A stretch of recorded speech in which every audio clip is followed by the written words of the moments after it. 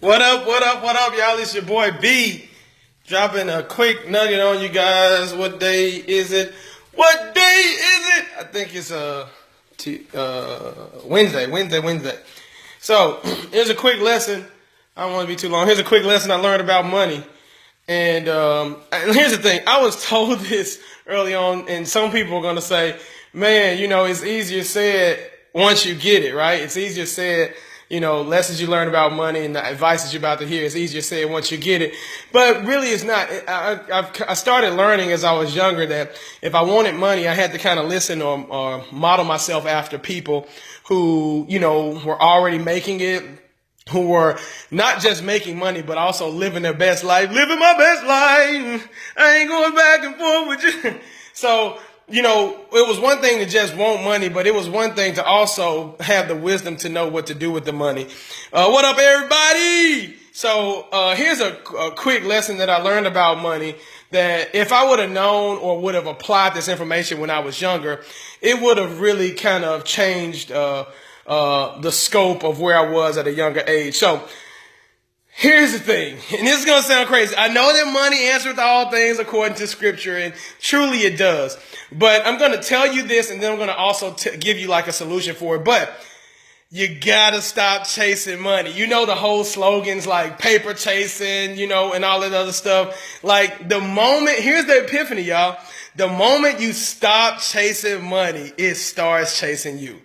Like I want this to resonate with every fiber of your being.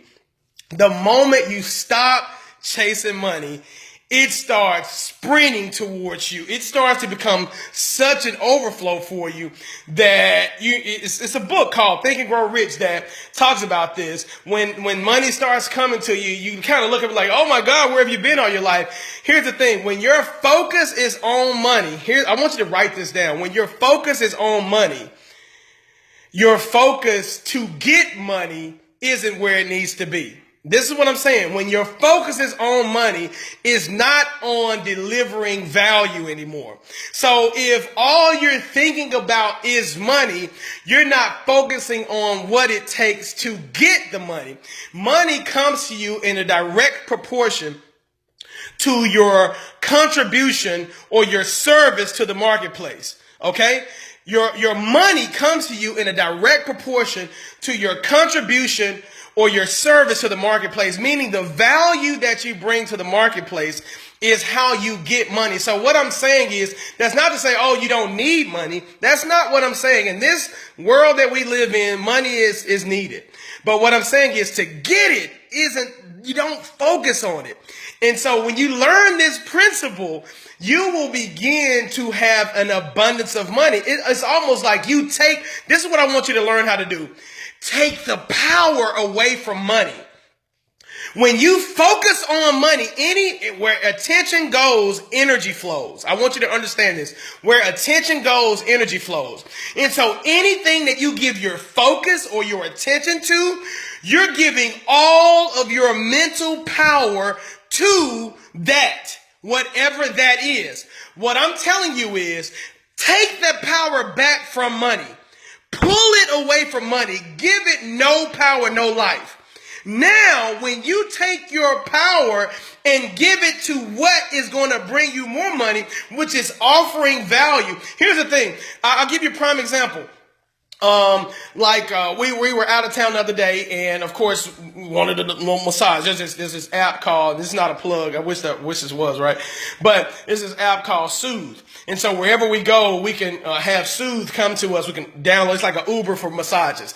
And they come and they'll massage you in your hotel or whatever the case may be. So we download this Soothe app, and these are regular people. These are regular people that, are masseuses that, offer amazing value, product, or service. People that need a massage, they come and massage you. So these people are willing to offer their value or service. Some of them have jobs or whatever the case may be, and they massage people on the side, and they get extra money.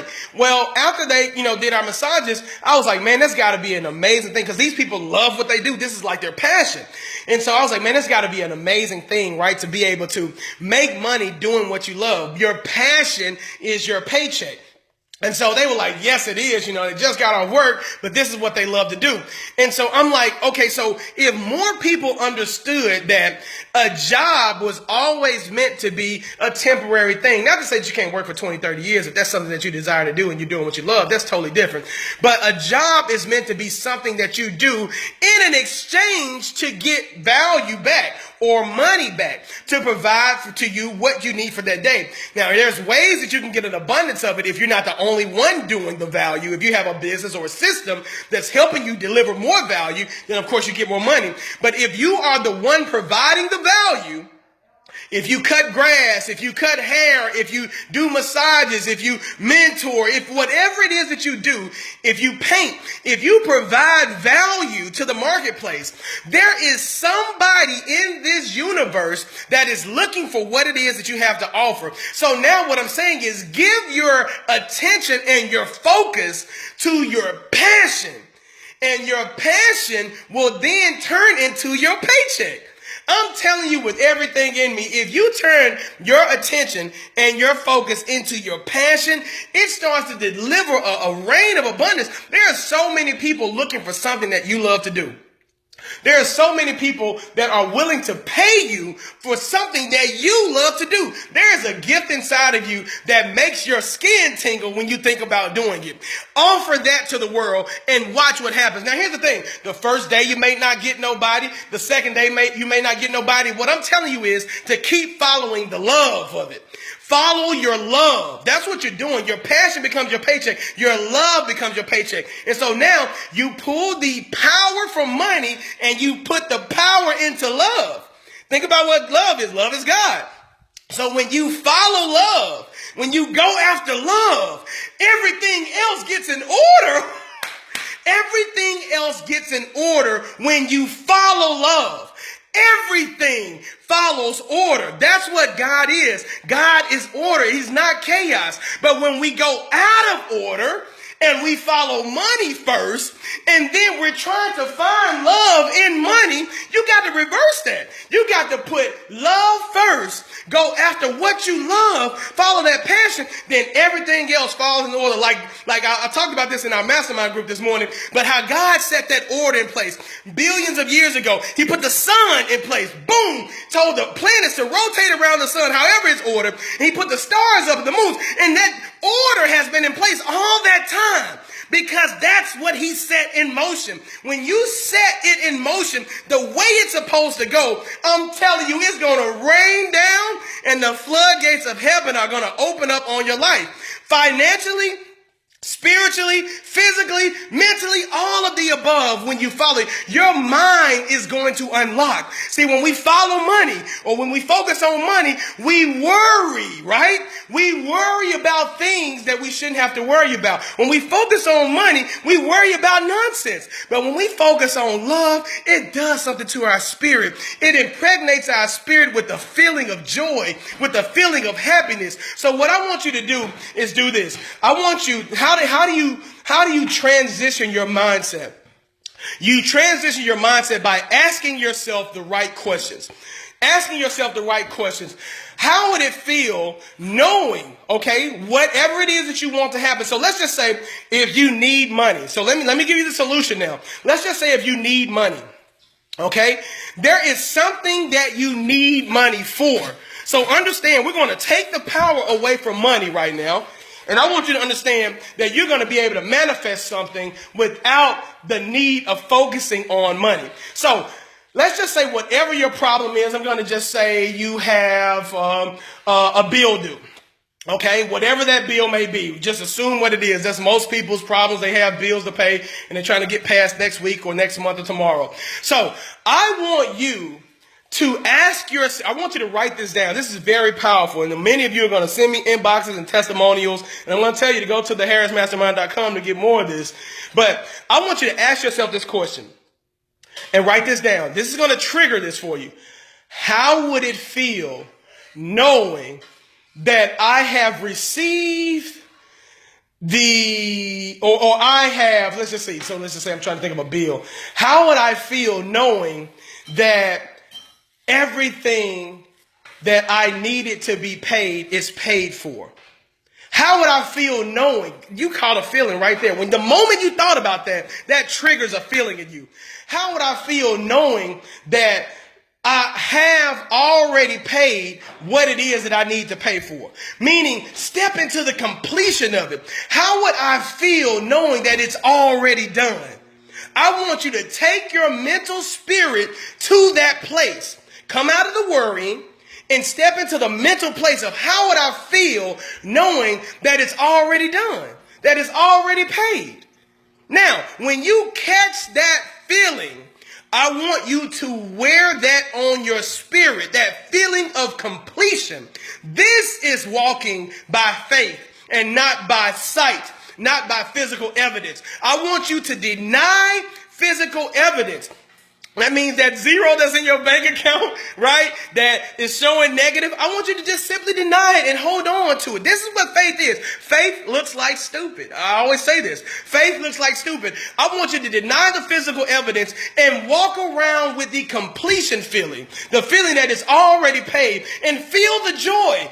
Wear the joy. You put so much pride in dressing your outer garments and putting on the right garments for your body. You put so much pride in putting the right type of furniture in your outer houses, but you forget to dress your inner spirit daily. You forget to dress your spirit on a daily basis. Every single day, you need to wake up, and every single night before you go to sleep, you need to dress your spirit. And you dress it by asking the right question. How would I feel knowing that I had the most amazing day ever? I met the right people. My business had so many customers coming. How would I feel knowing that my business had the specific amount of revenue that you wanted? How would I feel knowing that my customers loved my service and they gave me a lot of referrals? How would I feel knowing that? When you catch that feeling for whatever that is, that question that you ask, then what happens is you walk with that feeling on your spirit. You are dressing your spirit before you get out of bed in the morning, before you put your drawers on and your clothes on and your bras on and all that stuff. Dress your spirit first. Before your physical feet touch the ground, put the garment over your spirit. And when you put that garment on your spirit and you walk around, now you're walking by faith. And what, according to, and like I said, I quote scriptures and I cuss too, but according to Hebrews 11:6, it says, faith is the only thing that God responds to. A lot of us want God. We think that God operates in this material time frame that we operate in. I always say God's time is now. It's the eternal now. So God doesn't operate in this man-made time. He operates in the now, and he always says yes to us. Everything. He said, man, if a person says, you need more money, and then God says, yes, you do.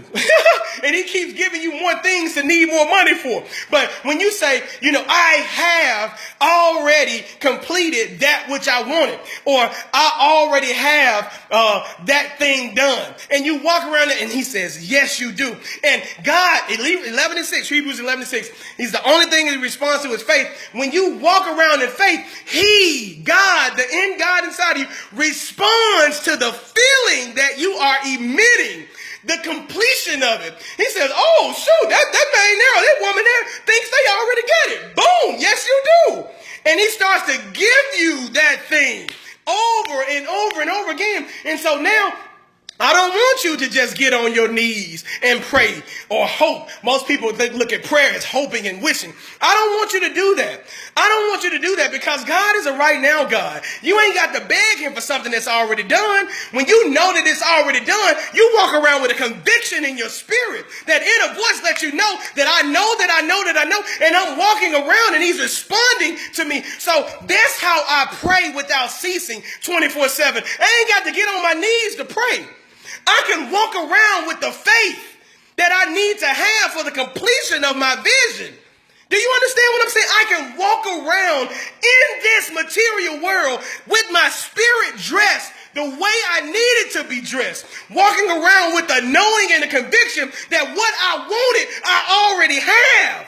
And when I walk around that, this material world responds to that.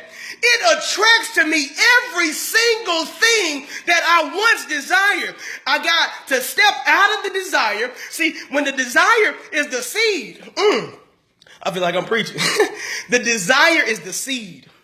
The desire is the seed. My feeling is the coding or the DNA of that seed. And see, so I want to have the faith the size of a mustard seed. That scripture has nothing to do with the size of the mustard seed, but has everything to do with the type of seed it is. This is the thing we got to come back to. That scripture, faith the size of a mustard seed, so much emphasis for years have been put on the size of a mustard seed. It's nothing to do with the size. It's everything to do with the type. So the mustard seed is only conscious of being a mustard seed. It can't be an apple seed. It can't be a journey seed. It can't be an orange seed. It can't be nothing else but a mustard seed. What I'm saying is, whatever it is that you want, you got to encode your spirit with the DNA and only be that, whatever it is that you wanted, and walk around with that coding on your spirit. You got to walk around with that DNA coding on your spirit, and you got to have faith the size of whatever it is, whatever type of seed it is, and you are that seed. And then what happens is when you walk around in this material world, everything about this material world begins to unfold in front of you. And how a seed bursts into action, and everything that it needs, it draws to itself. You ain't got to do nothing. That means that every problem that you see, that you think is a problem, is an unfolding of the seed. You bless it and keep moving past it like, oh, thank you.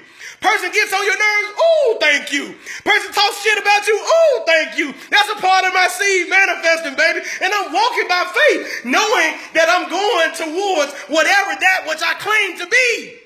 With the conviction of knowing that every problem, every solution, everything in my world is unfolding on purpose because I've encoded a seed.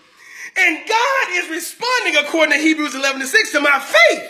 It ain't nothing. I know that I meant good for myself, and it all works for the good and the glory. So when I understand that it all works for the good and the glory, then I know that whatever is happening is for my good. I ain't got to doubt that.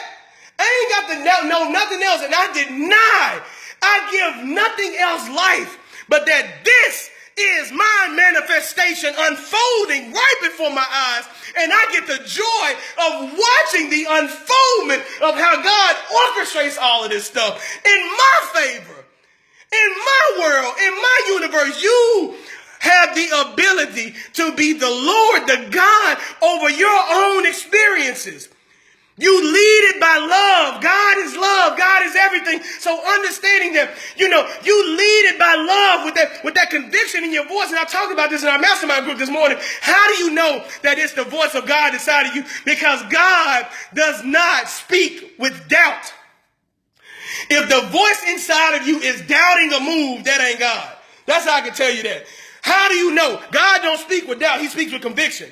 He speaks with knowing. He speaks that I know that I know that I know. So if I wonder if that's going to happen. That ain't God. I can tell you that right now. That's you trying to play like you God. That ain't God. Remove that one. If you want something, have it now. Whatsoever you believe when you pray, when you dress your spirit, prayer equals giving thanks. Whatsoever I believe when I give thanks, believe that I have it. The man that can thank God for something that he has in his internal world that he does not yet hold in his physical world is the man that will get delivered to him every single time, whatever it is that he has in his internal world. The man that can give thanks with the conviction that he has what he has in his mind. He's holding it already. He's already experienced it. That is the man that's going to get delivered. God ain't responding to y'all wishes and y'all dreams, man. He ain't. This is some crap that's being taught repeatedly. And it's time that we all wake up to the amazing ability that we have, guys, to literally think, speak, and create anything. And when I say anything, I mean anything. We have the ability to speak, think, create anything. In the beginning was the Word. Understand this. That means it ain't never died. In the beginning was the Word, the internal voice inside of you. And the Word was God, and the Word was with God. That Word is a living Word. It's always speaking inside of every man and every on, man. It is always speaking. And how do you know that it's the voice? Because it's a voice of conviction that inspires the spirit to move the body whenever you want it to. It speaks. It thinks. It tells you where to go. When you say, I think, that the I is the spirit telling your mind. Your mind ain't even you. The I, the spirit of you, it says, I think. And it tells the mind to think. It says, I go, and it tells the body to go. I move, and it tells the body to go. I read, and it tells the eyes to read. I see. It tells you to do every single thing. You got to understand who the I is in you.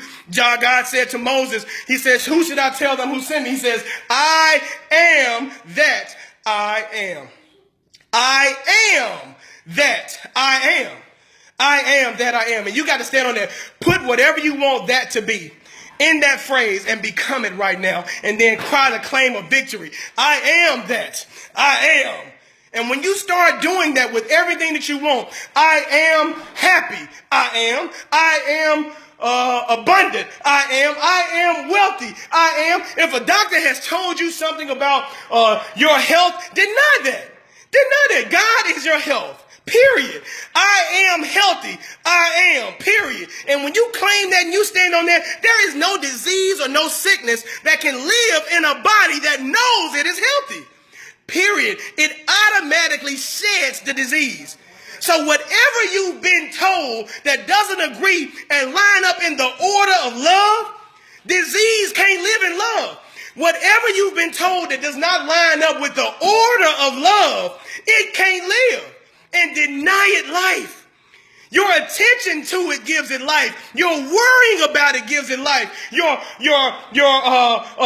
oh my God, woe is me. All that shit gives it life. Deny it the attention that it needs. Cut it off. And here's what I want to tell you real quick and I'll let you go. When you start this, because every word has to show its face in your life. Every single thought has to appear. You have to become very selective in what it is that you're thinking about. Understand that just like if you have a garden and you see a snake in the garden, the first thing that you want to do is go get your hoe. You want to go get your garden hoe and you want to go chop off the head of the snake, right? Boom, you chop it off. And when you chop off the head of the snake, what does the body tend to do? It wiggles. It wiggles. But you know that you just chopped off the head of that snake, meaning that in due time, that wiggling is going to stop because you cut off the head.